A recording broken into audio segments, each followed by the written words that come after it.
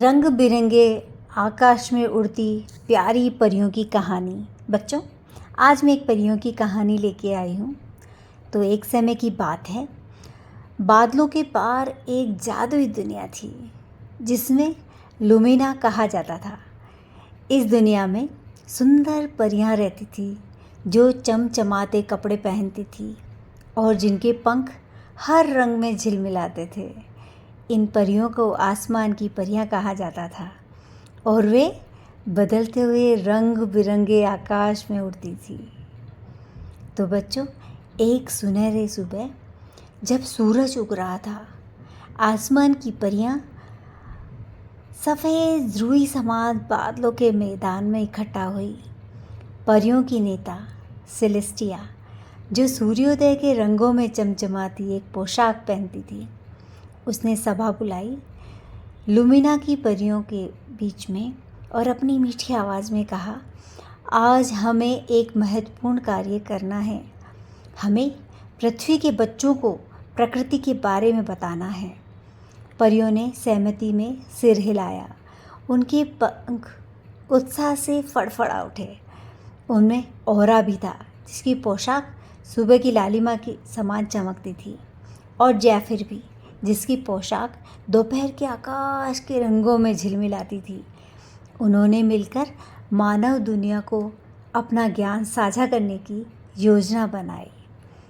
जब वे रंग बिरंगे आकाश में उड़ रहे थे, परियां अपनी योजनाओं पर चर्चा कर रही थी। हम उन्हें पौधों और पेड़ों के बारे में बताएंगे, ओरा ने सुझाव दिया। उसकी आंखें सुबह के तारे की तरह चमक रही थी। उनके बिना हमारे लिए सांस लेने के लिए ऑक्सीजन नहीं होती है। तो जैफर ने भी सहमति जताई और कहा कि जानवर प्रकृति संतुलन बनाए रखने में कितनी महत्वपूर्ण भूमिका निभाते हैं। हर जीव, चाहे कितना ही छोटा क्यों न हो, उसका एक उद्देश्य होता है। अपनी योजना के साथ परियां धीरे धीरे पृथ्वी पर उतरी। उनके चमकदार कपड़े धरती पर एक जादुई रोशनी फैला रहे थे। उन्होंने एक घास के मैदान में खेल रहे बच्चों के समूह को देखा और उन्हें कहानियों और खेलों के माध्यम से अपना ज्ञान साझा करने का फैसला किया। सेलेस्टिया ने कहा, मैं तुम्हें लुमिना के जंगल की कहानी सुनाती हूँ। बहुत समय पहले हमारे जंगल को खतरा था, क्योंकि पेड़ काटे जा रहे थे। पेड़ों के बिना हवा प्रदूषित हो गई और जानवरों के पास रहने की जगह नहीं रही। लेकिन आसमान की परियों की मदद से ग्रामीणों ने नए पेड़ लगाए और जल्दी जल्दी जंगल फिर से जीवंत और हरा भरा हो गया। बच्चों की आंखें आश्चर्य से चमक उठी जब उन्होंने ये सुना। फिर ओरा ने उन्हें पास के बगीचे में ले जाकर दिखाया। बोला, इन फूलों को देखो। उसने कहा, ये न केवल सुंदर हैं, बल्कि मधुमक्खियों और तितलियों के लिए भी अमृत प्रदान करते हैं। ये कीट पौधों को परागण में मदद करते हैं, जिससे नए फूल और फल उगते हैं। जैफिर ने बच्चों को एक तालाब में ले जाकर दिखाया, जहाँ मेंढक उछल कूद कर रहे थे, ट्र ट्र कर रहे थे। मेंढक छोटे और महत्वहीन लग रहे थे। उसने समझाया, लेकिन वे भी महत्वपूर्ण हैं। वे कीटों की जनसंख्या को नियंत्रित करने में मदद करते हैं और एक स्वस्थ वातावरण का संकेत है। बच्चे मोहित हो गए और अधिक जानने के लिए बेताब थे।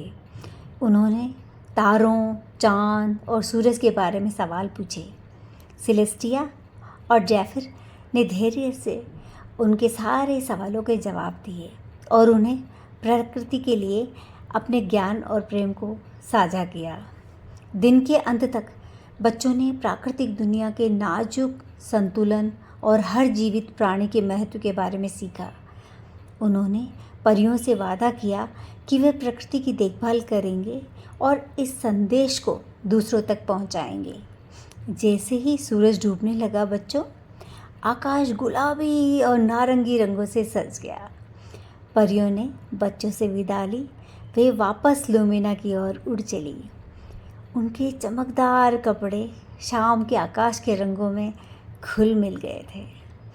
आज का दिन सफल रहा, सेलेस्टिया ने अपने साथियों से मुस्कुराते हुए कहा। हमने बच्चों के दिलों में ज्ञान और प्रकृति के लिए सम्मान के बीज बो दिए हैं और ये बीज हमारे दोनों दुनियाओं के लिए बेहतर भविष्य में बदल जाएंगे। औरा ने कहा। उसकी पोशाक में पहली तारों की चमक झलक रही थी।